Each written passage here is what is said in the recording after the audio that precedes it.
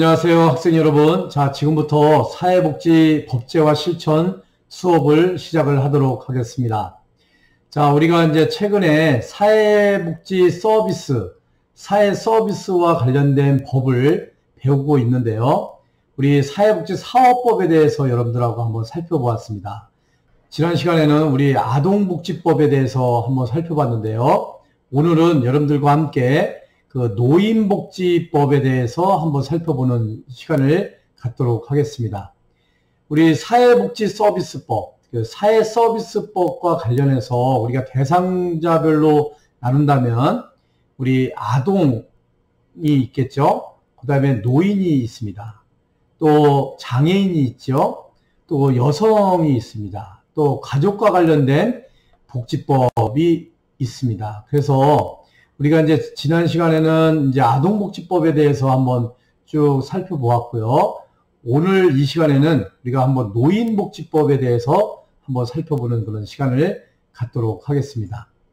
우리 사회복지에 있어서 이제 취약계층이다 그러면 우리가 아동, 노인, 장애인, 또 여성, 또 이렇게 구분을 할 수가 있겠죠. 그래서 아무래도 우리 이제 아동복지법, 또 노인복지법, 또 장애인복지법에 대해서는 여러분들이 기본적으로 잘 알아두실 필요가 있다라고 생각이 듭니다. 그래서 지난 시간에 우리가 아동복지법에 대해서 쭉 이제 보았고요. 오늘은 이제 여러분들하고 이제 노인복지법에 대해서 한번 지금부터 수업을 진행을 하도록 하겠습니다. 그래서 여러분들이 오늘 노인복지법이 어떤 법인지, 또 노인복지법의 그 내용은 어떤 내용들이 있는지 한번 귀담아 들으실 수 있는 그런 시간이 되었으면 좋겠다라는 말씀을 드리면서 지금부터 이제 파워포인트를 띄워놓고 수업을 진행을 하도록 하겠습니다. 여러분 집중해서 잘 들어주시고요. 오늘 노인복지법에 대해서 확실하게 알아갈 수 있는 그런 시간이 되었으면 좋겠다라는 말씀을 드리겠습니다. 우리 사회복지 법학의 강론을 우리가 배우고 있습니다. 우리 사회복지 법학의 이제 강론으로 배웠을 때 제일 처음에 여러분들하고 살펴본 것이 사회보장 기본법이었어요. 그죠? 이 사회보장이라는 게 무엇인지, 그 사회보장에는 기본적으로 세 줄기가 있는데 사회보험법, 또 공공부조법, 사회서비스법이 있다라는 것을 배웠습니다. 수차에 걸쳐서 여러분들한테 강조를 했어요. 이 사회보장의 그 이 뿌리라는 그 사회보장의 개념을 여러분들이 잘 알아두셔야 되고, 그 뿌리에서 발생된 줄기에서 이제 세 가지 줄기가 나오는데 사회보험법이 있고 공공부조법이 있고 또 사회서비스법이 있다. 이렇게 해서 우리가 배웠습니다. 그래서 이 사회보장 기본법 6장에서 배웠고요. 그 7장에서 사회보험법, 5가지 사회보험법에 대해서 말씀을 드렸습니다. 매번 강조해도 부족함이 없을 정도예요. 이 사회보험법, 5가지 사회보험법 있죠. 국민연금법, 국민건강보험법, 고용보험법, 산재보험법, 노인장기요양보험법, 이렇게 5가지 법이 있다라는 거. 그래서 이제 한번 살펴보았습니다. 그 다음에 이제 8장에서 공공부조법에 대해서 한번 배웠죠. 공공부조법도 마찬가지로 5가지 법이 있다. 그 대표적인 법은 이 국민기초생활보장법, 또 의료급여법, 또 긴급복지지원법, 기초연금법, 장애인연금법, 이렇게 해가지고 5가지 법에 대해서 공공부조법에 대해서 한번 살펴보는 그런 시간을 가졌습니다. 그리고 이제 사회복지 서비스법을 배울 때 우리 사회복지 서비스법의 모법, 기본법이 되는 법은 사회복지 사업법이다. 이렇게 말씀을 드렸고 한번 대면으로 여러분들에게 수업을 진행을 했습니다. 사회복지 사업법에 대해서 이렇게 배웠습니다. 자, 오늘 이제 사회서비스법 두 번째인데요. 노인복지법에 대해서 한번 살펴보도록 하겠습니다. 그래서 여러분들이 한번 좀 집중을 해서 오늘 노인복지법에 대해서 한번 살펴보는 그런 시간을 갖도록 하겠습니다. 자, 이제 챕터 9장, 이제 사회복지법, 이제 2입니다. 이제 노인복지법에 대해서 이제 살펴보겠는데요. 지난번에도 이제 말씀을 드렸지만 여러분들이 그 네이버나 다음이나 구글이나 이 검색어에다가 노인복지법 또 뭐 아동복지법, 장애인복지법 이렇게 딱 치게 되면 노인복지법이 나오고요. 노인복지법 시행령이 나오고 노인복지법 시행규칙이 이렇게 나옵니다. 이게 3단으로 볼 수가 있어요. 그래서 여러분들이 우리 사회복지법원에서 배웠듯이 이 법이 있고요. 우리 전체적인 그 모법이 되는 것은 그 헌법이죠. 헌법 밑에 법률, 법률 밑에 명령, 그 명령 밑에 자치법규 이렇게 배운 적이 있죠. 그래서 이 노인복지법도 마찬가지로 노인복지법은 법률입니다. 법이죠. 그 법률 밑에 명령이 있죠. 명령에는 그 대통령이 명령을 하는 것을 우리가 시행령이다 이렇게 얘기를 했죠. 또 시행규칙은 각 부의 장관이 명령을 내리는 것을 시행규칙이다 이렇게 얘기를 했습니다. 그래서 노인복지법도 노인복지법 밑에 노인복지법 시행령이 있어요. 이것은 대통령령으로 정한다 하는 거에 대한 구체적인 안을 마련하는 것이 노인복지법 시행령이다 이렇게 말씀을 드리고요. 또 노인복지법 시행규칙 그러면은 각 부처의 장관, 그러니까 우리 보건복지부죠.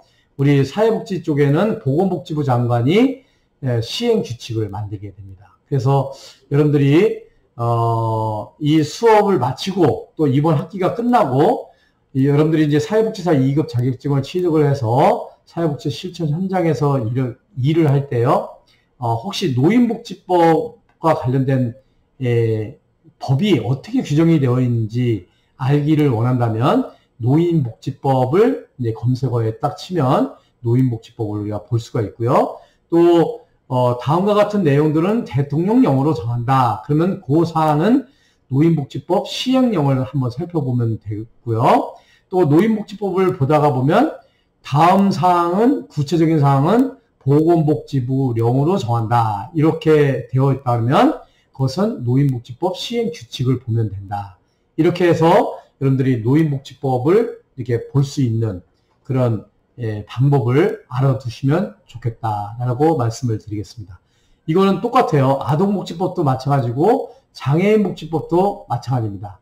그 장애인복지법 시행령, 장애인복지법 시행규칙 이렇게 되어 있고요. 아동복지법도 마찬가지예요. 아동복지법이 있으면 아동복지법 시행령, 아동복지법 시행규칙 이렇게 되어 있으니까요. 여러분들이 이 법을 읽는 방법에 대해서 말씀을 드리니까 여러분들이 참고를 하시면 좋겠습니다. 자, 이제 그 노인복지법에 대해서 한번 살펴보는데요. 이제 아동복지법, 노인복지법, 장애인복지법, 뭐 한부모가족지원법, 다문화가족지원법 모든 법의 제1조는 목적입니다. 이 법을 만들게 된 목적은 무엇인가 이렇게 되어 있거든요. 아동복지법 제1조는 아동복지법을 만들게 된 목적. 장애인복지법의 제1조는 장애인복지법을 만들게 된 목적을 이렇게 명기를 하고 있죠. 그래서 노인복지법도 마찬가지입니다. 노인복지법 제1조는 이 노인복지법을 만들게 되는 목적에 대해서 이렇게 명시를 하고 있어요. 이 노인복지법을 이제 제정하게 된 목적은 뭐냐? 노인의 질환을 사전 예방하고 또는 조기 발견하고 질환 상태에 따른 적절한 치료, 요양으로 심신의 건강을 유지하고 노후 생활 안정을 위해서 필요한 조치를 강구함으로써 노인의 보건복지 증진에 기여함을 목적으로 한다. 이렇게 노인복지법 제1조에 이렇게 명시를 하고 있습니다. 이 노인이 되게 되면요, 이 젊었을 때 그 유지했던 그런 신체적으로, 정신적으로, 정서적으로 모든 것들이 이제 노화가 되게 되죠. 점점 퇴화되게 돼 있어요. 그래서 찾아오는 것이 뭐냐면 노인이 되게 되면 이제 질환이 많이 찾아오게 되죠. 네. 특히 이제 노인이 되면은 찾아오는 게 뭐 치매라든가 노인성 이제 질환들 같은 경우들이 있지요. 그래서 이 노인복지법은 이러한 노인들의 어떤 질환을 사전에 예방하고 조기 발견하고 그 질환 상태에 따라서 적절한 치료와 요양을 함으로 인해서 심신의 건강을 유지시킨다는 것이 굉장히 이제 중요한 목적이고요. 그 다음에 이제 노후가 되면 소득이 감소가 되고 노동 시장에서 이제 퇴출이 되게 되죠. 그래서 노후의 생활 안정이 그 무엇보다도 필요한 그런 존재가 이 노인들이라고 할 수가 있어요. 그래서 여기에 필요한 조치를 강구함으로써 노인의 보건 복지 증진에 기여함을 목적으로 한다. 이렇게 규정이 되어 있습니다. 자, 그 다음에 이제 제2조로 가면요. 기본 이념에 대해서 이렇게 규정이 되어 있습니다. 기본 이념. 그 노인복지법의 기본 이념은 무엇이냐? 첫 번째, 노인은 후손의 양육과 국가 및 사회 발전에 기여하여 온 자로서 존경받으며 건전하고 안정된 생활을 보장받아야 된다. 그래서 안정된 생활을 보장해줘야 된다. 이 기본 이념을 가지고 있습니다. 두 번째, 노인은 그 능력에 따라서 적당한 일에 종사하고 사회적 활동에 참여할 기회를 보장받아야 된다. 그래서 사회 참여 기회 보장이에요. 그래서 이제 노인복지법 이제 쭉 이제 배워 나가겠지만 노인들에게는 기본적으로 생활이 안정이 돼야 되겠죠. 노인이 되게 되면 소득이 감소가 되죠. 그리고 여러 가지 신체적으로 또 정신적으로 정서적으로 많이 이제 노화가 되는 것이 되겠죠. 그래서 무엇보다도 생활 안정뿐만 아니라 이제 사회 참여의 기회가 점점 멀어지는 그런 가운데 있어요. 그래서 그럼에도 불구하고 노인이 돼서 자꾸만 사회 활동을 할 수 있게끔 또 노인 일자리를 이렇게 마련을 할 수 있도록 이런 기회를 이제 자꾸만 주게 되는 것이죠. 그런 이념을 가지고 이 노인복지법을 만들었다. 이렇게 이해를 하시면 되겠습니다. 자, 세 번째, 노인은 노령에 따르는 심신의 변화를 자각하여 항상 심신의 건강을 유지하고 그 지식과 경험을 활용하여 사회의 발전에 기여하도록 노력하여야 한다. 이 지식과 경험을 활용해야 된다. 이제 교수님도 이제 이제 내일 모레면 이제 60이 되고요. 또 한 10년 후에는 이제 노인이 됩니다. 또 여러분들 부모님들도 또 이게 노인이 되신 분들이 많이 계시죠. 이 노령이 되게 되면 폐물이 아니에요. 그냥 갖다 버리는 그런 존재가 아니라고요.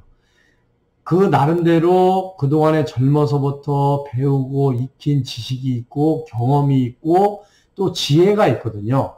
그래서 이런 것들을 잘 살릴 수 있도록, 그래서 노인이라고 해서 뒷방 신세가 되는 게 아니라 어떤 고려장의 어떤 대상이 되는 것이 아니라 이 노령에도 불구하고 사회에 이렇게 기여할 수 있는, 사회 발전에 기여할 수 있도록 스스로도 노력을 할 뿐더러 국가나 지방자치단체나 이 사회에서도 그런 지식과 경험을 잘 활용할 수 있도록 이렇게 해야 된다라는 그런 노인복지법에 담겨져 있는 기본 이념이라고 할 수가 있겠습니다.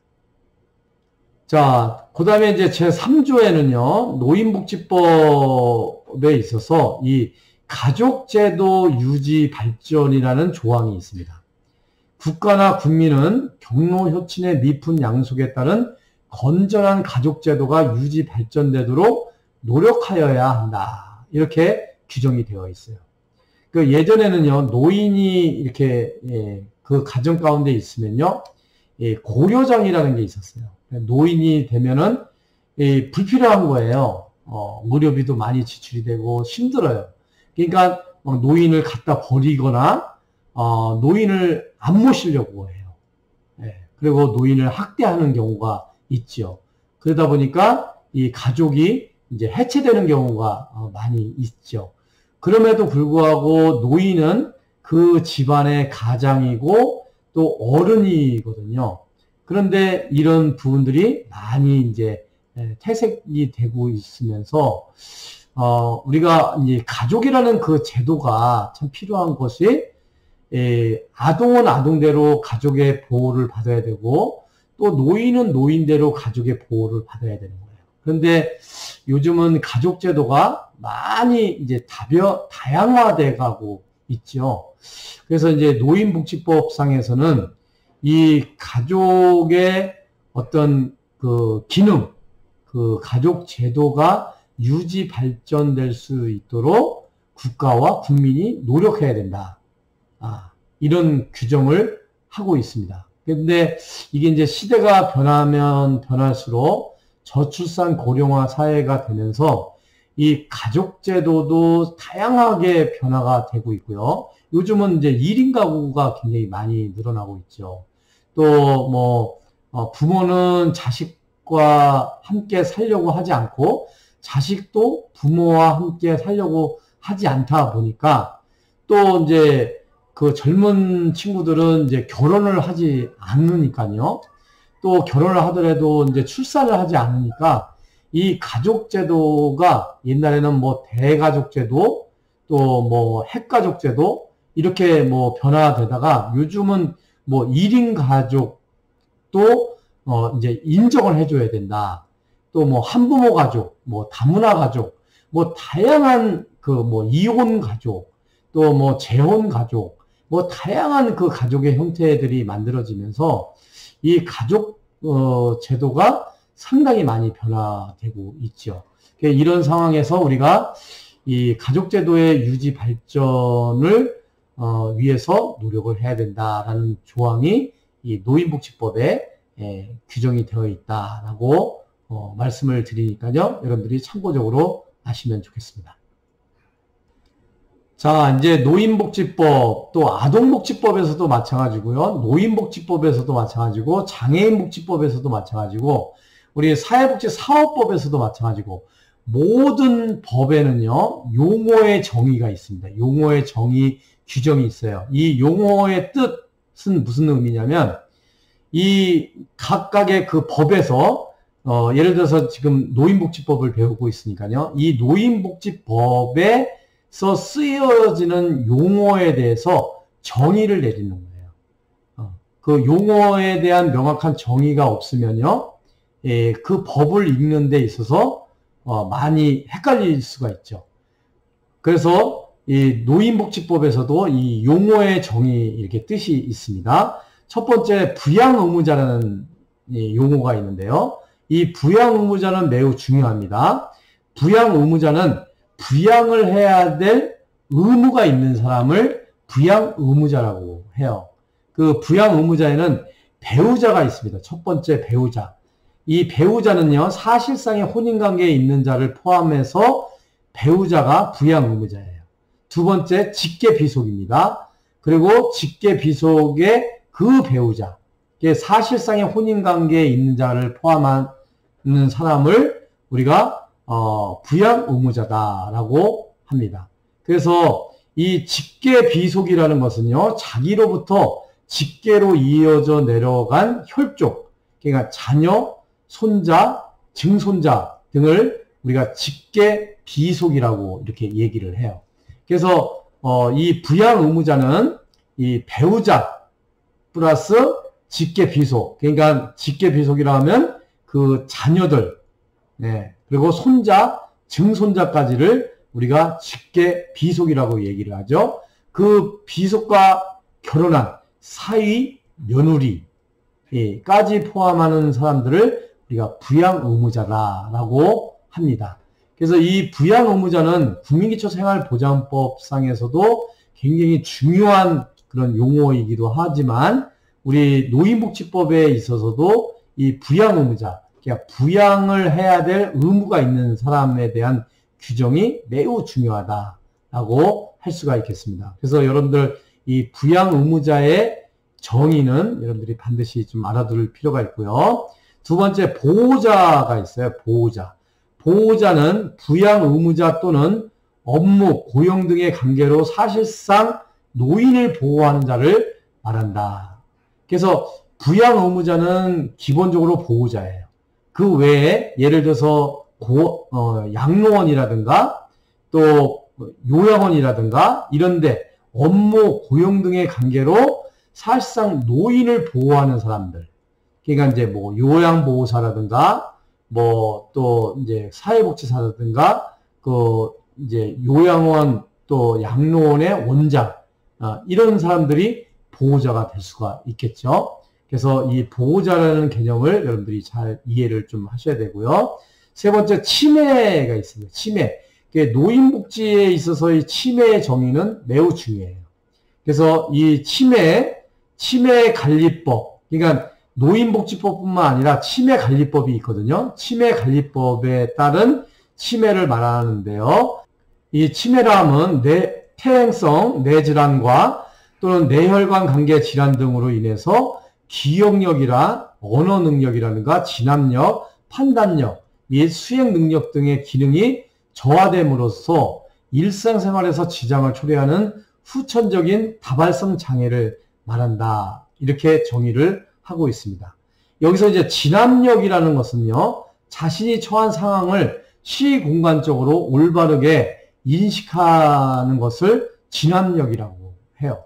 그래서 이제 치매 어르신들 같은 경우는 치매에 걸리게 되면요, 이 진압력이 저조가 돼요. 그래서 집 밖으로 나가면 집이 어딘지를 몰라서 찾아오지를 못해요. 이게 시공간으로 인식이 못하는 거예요. 시간적으로도 공간적으로도 인식을 잘 못하는 거. 이게 진압력 저하라고 할 수가 있겠죠. 그래서 이제 한여름인데도 불구하고 여름인지 겨울인지를 구분을 못해서 그 더운 날에도 막 그 외투를 입고 파카 잠바를 입는다든가 뭐 이런 것들은 이제 진압력 저하라고 할 수가 있겠죠. 그리고 이제 기억력이 상실이 되죠. 그래서 이런 기억력이라든가 언어 능력이라든가 진압력 또 판단력 및 수행 능력 등의 기능이 저하될 때 찾아오는 것이 치매다. 이렇게 정의를 할 수가 있겠습니다. 여러분들이 그래서 치매에 대한 정의는 잘 알아두실 필요가 있다라고 말씀을 드리겠습니다. 자, 이제 네 번째는요, 노인학대예요. 노인학대. 이 노인학대는 노인복지법상에서 굉장히 중요한 용어입니다. 노인학대라 하면 노인에 대해서 신체적으로, 정신적으로, 정서적으로 성적 폭력 및 경제적 착취 또는 가혹행위를 하거나 또 유기 또는 방임을 하는 것을 노인학대다라고 합니다. 이 아동복지법상에서 아동학대가 있죠? 똑같아요. 아동복지법상의 아동학대나 노인복지법상의 노인학대나 개념은 똑같습니다. 첫 번째 신체적 학대예요. 정신적 학대, 정서적 학대, 성적 폭력, 또 경제적 착취. 경제적 착취는 뭐냐면 돈을 빼앗는 거죠. 자녀들이 부모에게 돈을 주지도 않을 뿐더러 부모가 돈을 가지고 있다면 그 돈을 빼앗는 행위도 노인 학대에 들어간다라고 할 수가 있겠습니다. 그 다음에 이제 가혹행위를 하거나 유기, 버리는 거죠. 방임, 방치하는 거예요. 유기 또는 방임을 하는 것을 노인학대라고 한다. 다섯 번째, 노인학대 관련 범죄라는 것은 뭐냐? 노인학대와 관련된 범죄, 이 범죄인 거예요. 노인학대에 관련된 범죄라는 것은 보호자에 의한 65세 이상 노인에 대해서 노인학대로서 상해를 입힌 거나 존속상해 등에 해당되는 죄를 우리가 노인학대 관련 범죄다라고 합니다. 그래서 이런 개념을 잘 알아두실 필요가 있다. 그러니까 부양 의무자, 보호자, 치매, 노인학대, 노인학대 관련 범죄 이런 용어를 여러분들이 잘 알아두실 필요가 있다라는 말씀을 드리겠습니다. 자, 노인복지법에 보면요, 이게 이제 사회복지사 1급 시험에 종종 이게 나오게 되는데요. 노인복지의 노인보건복지 증진의 책임과 실태 조사를 하게끔 되어 있는데, 이 국가나 지방자치단체는 노인의 보건 및 복지 증진에 책임이 있으면서 이를 위한 시책을 강구해야 되고 추진해야 된다. 제4조에 보건복지 증진의 책임에 관한 규정이 되어 있습니다. 또한 이제 중요한 거는요, 이 제5조에요, 노인 실태 조사를 하게끔 되어 있는데요, 보건복지부 장관은 노인의 보건 및 복지에 관한 실태 조사를 3년마다 실시하고 그 결과를 공포해야 돼요. 이 3년이냐, 4년이냐, 5년이냐. 통상 이제 4년은 없고요. 3년 아니면 5년이거든요. 이 노인복지와 관련된 노인 실태 조사를 3년마다 실시한다. 이것을 여러분들이 꼭 잘 알아두셔야 되고요. 매년 10월 2일을 노인의 날로 정한다. 또 매년 10월을 경로의 달로 정하고 또 매년 5월 8일을 어버이날로 정한다. 이게 노인복지의 날 제6조에 이렇게 규정이 되어 있습니다. 또한 이제 매년 6월 15일을 노인학대 예방의 날로 지정을 해서요. 이렇게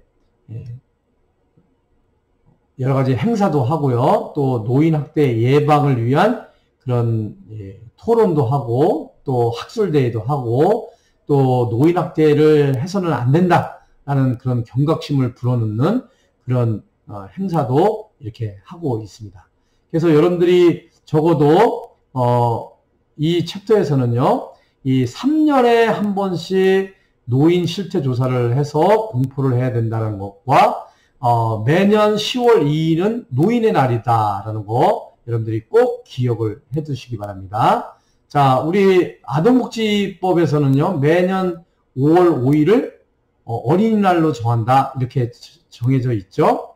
예, 노인복지법상에서는 매년 10월 2일을 노인의 날로 정한다. 그리고 매년 10월을, 우리가 10월 하면은 이제 가정의 달 뭐 이렇게 얘기하잖아요. 근데 경로의 달로 10월을 지킨다. 이거 꼭 기억을 해 두시기 바랍니다. 그 다음에 이제 인권교육을 실시하게끔 이렇게 되어 있어요. 노인복지시설 중에 시설을 설치 운영하는 자와 그 종사자는 인권에 관한 교육을 받아야 된다. 그래서 요즘은 이제 인권교육이 굉장히 강화되고 있습니다. 그 아동도 인권이고요. 노인도 인권이고요. 또 장애인도 인권을 강조를 하고 있어요. 인권은 우리가 법을 배울 때 했죠. 서론 부분에서 자, 뭐 기본권이 있고요, 인권이 있고 뭐 이렇게 배웠어요. 인권 교육은 의무적으로 반드시 받아야 된다. 그런 것을 여러분들이 아실 필요가 있다. 말씀을 드립니다. 자, 이제 노인복지법에 보면요, 노인복지 상담원을 설치를 하게끔 되어 있습니다. 노인복지를 담당하기 위해서 특별자치도와 시군구에 노인복지 상담원을 두게끔 되어 있습니다. 그래서 노인복지 상담원의 임용에 대한 구체적인 내용은요, 노인복지법 시행령 제12조에 이렇게 규정이 되어 있어요. 그래서 여러분들이 동주민센터에 가게 되면요, 맨 앞자리에 이렇게 상담을 해주는 그런 사회복지사들이 있을 거예요. 이 사회복지사들이 이 노인복지 상담원으로 배치가 되어 있는 것입니다. 그래서 이제 여기 3번에 보면요, 시군구 구청장은 필요하다고 인정할 때는 아동복지 지도원하고요, 장애인복지 상담원 또는 사회복지에 관한 업무를 담당하는 공무원으로 하여금 상담원을 겸직하게 할 수 있다. 이렇게 되어 있어요. 그래서 우리 앞자리에 이렇게 앉아서 상담을 해주는 그 사회복지 전담 공무원들이 통상적으로 아동복지 지도원도 겸하고 노인복지 상담원도 겸하고 장애인복지 상담원을 겸하는 그런 공무원의 역할을 하기가 쉽다. 또 그렇게 하는 경우가 많다라는 것을 여러분들이 아셨으면 좋겠다라는 말씀을 드리겠습니다. 그 다음에 이제 노인에 대한 보건복지 조치를 해야 된다 해서 1항에는요, 노인의 사회 참여를 지원을 해줘야 되고요. 또 노인 일자리 전담기관을 설치 운영할 수 있게끔 되어 있습니다. 그래서 노인의 복지를 담당하기 위해서 특별자치도와 시군구는 노인복지 상담원을 둔다라고 얘기를 했죠. 이 노인복지 상담원들이 이런 노인 일자리 전담기관에 설치하고 운영을 하게끔 돼 있어요. 그래서 노인 일자리 전담기관에는요, 노인 인력 개발 기관이 있고요, 노인 일자리 지원 기관이 있고요, 또 노인 취업 알선 기관이 있습니다. 이 노인 인력 개발 기관은요, 노인 일자리 개발 보급 사업, 조사 사업, 교육 홍보 및 협력 사업, 프로그램 인증 평가 사업 등을 지원하는 기관이 되겠습니다. 그래서 이 노인 인력 개발 기관은요, 우리 노인 인력 개발원이 있습니다. 여기서 이러한 것들을 사업들을 전개를 하고 있죠. 그 다음에 노인 일자리 지원 기관은요, 지역사회 등에서 노인 일자리의 개발 지원, 창업 육성 및 노인에 의한 재화의 생산, 판매 등을 직접 담당하는 기관이에요. 그래서 노인 일자리 지원 기관은 직접 재화를 생산하고 판매 등을 직접 담당하는 기관이 여기에 해당이 됩니다. 세 번째, 노인 취업 알선 기관은요, 노인에게 취업 상담 및 정보를 제공하거나 노인 일자리를 알선하는 기관인데요.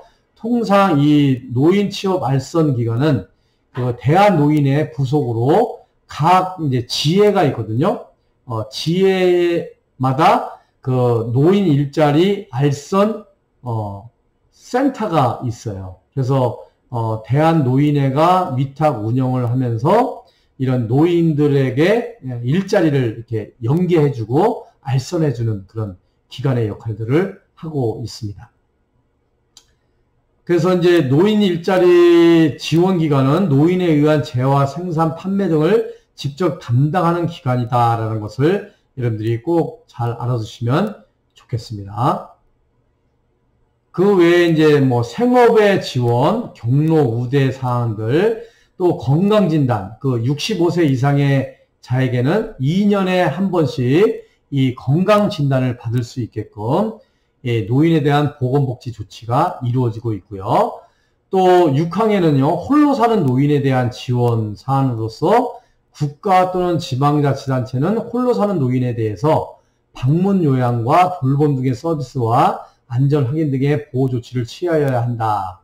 그래서 독거노인 지원에 대한 그런 사안들을 규정을 하고 있습니다. 우리 이제 독거노인들, 홀로 사시는 노인들을 우리가 독거노인이라고 이렇게 이야기를 하죠. 이 독거노인들은 홀로 사시다 보니까, 이제 고독사, 그냥 홀로 사시다가 혼자서 돌아가시는 경우도 굉장히 많아요. 그래서 이제 이런 홀로 사는 독거노인에 대해서 국가나 지방자치단체에서는 이제 방문 요양이나 돌봄 서비스를 제공을 하고 그 안전하게 잘 지내는지 어떤 그 안전을 확인하는 보호 조치를 취하도록 이렇게 규정이 되어 있습니다. 그래서 이제 독거노인 종합지원센터를 설치 운영을 해서 홀로 사는 노인에 대한 돌봄과 관련된 사업을 수행을 하고 있습니다. 그 다음에 이제 노인 재활 요양 사업들을 이제 전개를 할 수 있게끔 이렇게 되어 있습니다. 자, 노인에 대한 보건복지 조치로서 상담 및 입소 등의 조치를 하게 되는데요. 이 노인 상담, 이게 참 필요하죠. 보건복지부 장관이나 특별시장, 강역시장, 도지사, 특별자치도지사, 시장, 군수, 구청장은 노인에 대한 복지를 도모하기 위해서 필요하다고 인정할 때는 다음의 조치를 취해야 돼요. 그 상담 노인복지시설에 입소 조치를 할 수 있도록 이 상담을 해줘야 됩니다. 상담을 하거나 지도하게끔 해야 되고요. 또 거택에서 집에서 이렇게 보호를 받을 수 있도록 곤란한 자에게 거택에서 보호받기가 곤란한 자를 노인주거복지시설 또는 재가 노인복지시설에 입소시키거나 입소를 위탁하는 거, 이런 일들을 해줘야 되죠. 그 다음에 이제 그 65세 이상의 자로서 신체 또는 정신상의 현저한 결합으로 인해서 항상 보호를 필요로 하고 경제적 이유로 거택에서 보호받기가 곤란한 자를 노인의료복지시설에 입소시키거나 입소를 위탁하는 이런 조치를 취해야 된다는 거죠. 뿐만 아니라 이제 보건복지부 장관이나 시도지사 또는 시장, 군수, 구청장은 65세 미만의 자에 대해서도 그 노쇠 현상이 현저하게 특별히 보호가 하다고 인정할 때는 상담 입소 등의 조치를 할 수가 있어요. 65세 이상을 우리가 노인이라고 하는데요. 65세 미만인 자도 예외적으로 혜택을 이렇게 줄 수가 있어요. 예를 들어서 이런 거죠. 치매에 대한 우리가 조치를 하는 것은 65세 이상 노인에 대해서 이제 치매 환자에 대해서 요양원에 입소를 할 수가 있거든요. 그런데 이제 초록의 치매라고 있어요. 뭐 40대나 50대에 있어서도 노인은 아니지만 치매로 인해서 이렇게 생활을 하는데 불편한 사람들이 있어요. 그래서 우리가 노인 장기 요양보험법에 따라서 65세 이상이 아니지만 이 뇌혈관 질환으로 인해서 치매가 온 그런 65세 미만인 자도 요양원에 입소를 할 수가 있고요. 방문 요양을 받을 수가 있고 또 주간보호를 받을 수가 있어요. 이렇게 이것이 이제 노인복지법상의 이제 노인에 대한 보건복지 조치에 있어서 65세 미만의 자에 대한 예외적인 혜택이라고 할 수가 있겠습니다.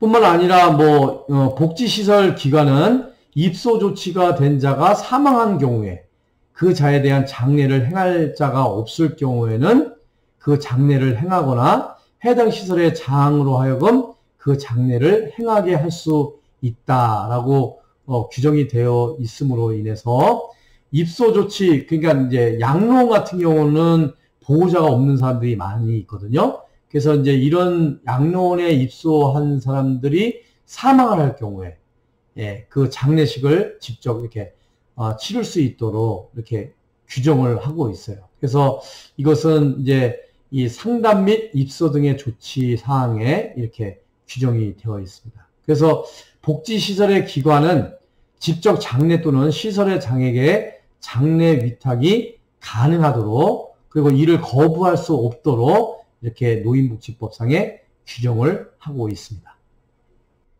자, 여기까지 해서 여러분들과 함께 이제 노인복지법의 어떤 목적, 기본 이념, 또 어떤 용어의 정의, 또 노인에 대한 보건복지에 관한 조치, 그래서 8가지 규정에 대해서 한번 살펴보는 그런 시간을 가졌습니다.